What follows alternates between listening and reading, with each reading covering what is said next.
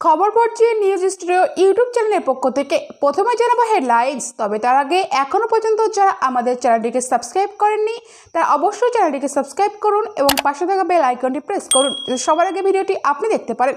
এবং আপনি কোথা থেকে দেখছেন সেটা অবশ্যই কমেন্টের মাধ্যমে আমাদের জানাবো এখনকার বিশেষ সংবাদ। আরজি কর কাণ্ডে আজ সুপ্রিম কোর্টের শুনানি। ধর্ষণ খুনে উত্তাল রাজ্য। আরজি কর কাণ্ডে দোষীদের শাস্তির দাবিতে দিনহাটায় বিক্ষোভ মিছিল ঘিরে উত্তেজনা।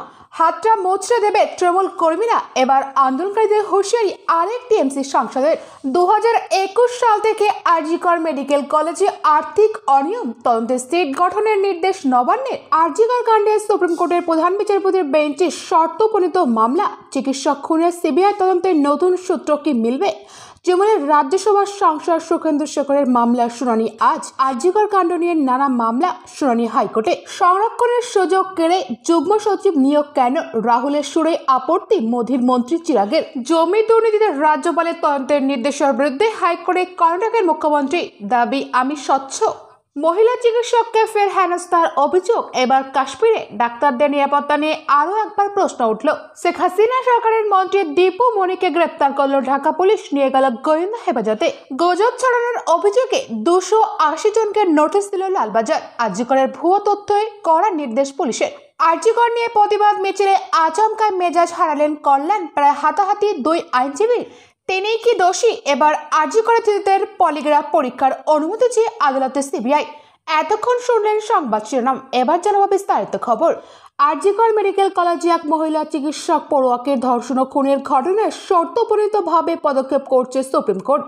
আজ ওই মামলাটি শুনবে সুপ্রিম কোর্টের প্রধান বিচারপতি ডিওয়াই চন্দ্রচূড়ের বেঞ্চ। প্রধান বিচারপতি ছাড়াও ওই বেঞ্চে থাকবেন বিচারপতি জে.বি. পাটিয়ালা এবং বিচারপতি মনোজ মিশ্র।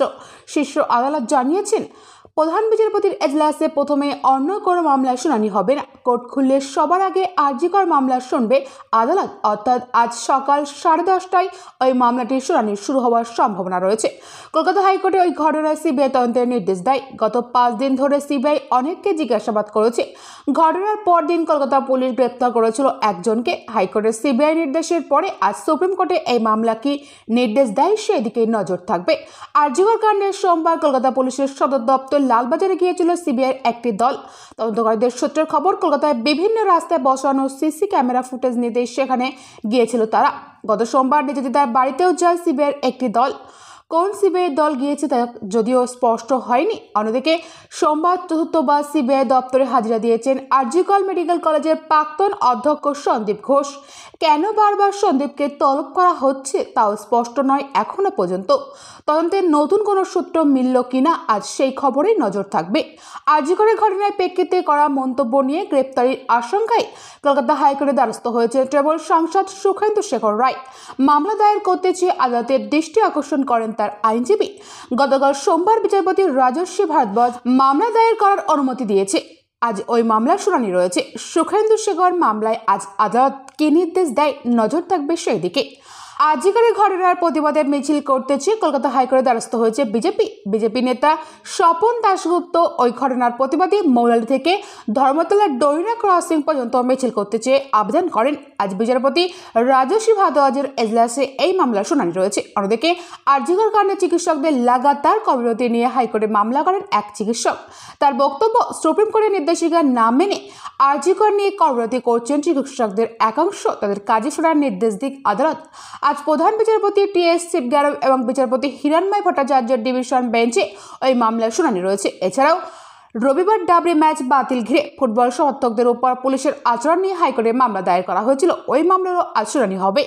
ওই সব মামলার আদালত কি নির্দেশ দেয় সেদিকে নজর থাকবে। পূর্ব বর্ধমানের নান্দরের আদিবাসী তরুণীর খুনের অভিযুক্তদের গ্রেপ্তারের দাবিতে জাতীয় সড়ক অবরোধ করল আদিবাসী সংগঠন ভারত জাকাত মাঝি পারগানার মহল। রবিবার গাংপুর সংলগ্ন 19 নম্বর জাতীয় সড়কের তীরধনুক, হাসুয়ার টাঙ্গি ইত্যাদি অস্ত্র নিয়ে বিক্ষোভ দেখান আদিবাসী পুরুষ মহিলারা। কারণ গত 14 আগস্ট রাতে বাড়ি থেকে খানিক দূরে মেলে আদিবাসী তরুণীর রক্তাক্ত দেহ। ওই মামলার তদন্তের জন্য বিশেষ তদন্তকারী দল সিট, কিন্তু কোনো অভিযুক্ত এখনো ধরা না পড়ায় সিবিআই তদন্তের দাবি তুলছে মৃতার পরিবার। পরিবারের একাংশ শনিবার মৃতার বাড়িতে গিয়ে একই দাবি করতে শোনা গিয়েছে রাজ্য বিজেপি এসটি মোর্চার সভাপতি জুয়েল মুর্মুর। আগামী 1 আগস্ট থেকে গোটা দেশে বিজেপির সদস্য সংগ্রহ অভিযান শুরু হবে। সেদিন প্রথম সদস্য হবেন প্রধানমন্ত্রী নরেন্দ্র মোদী।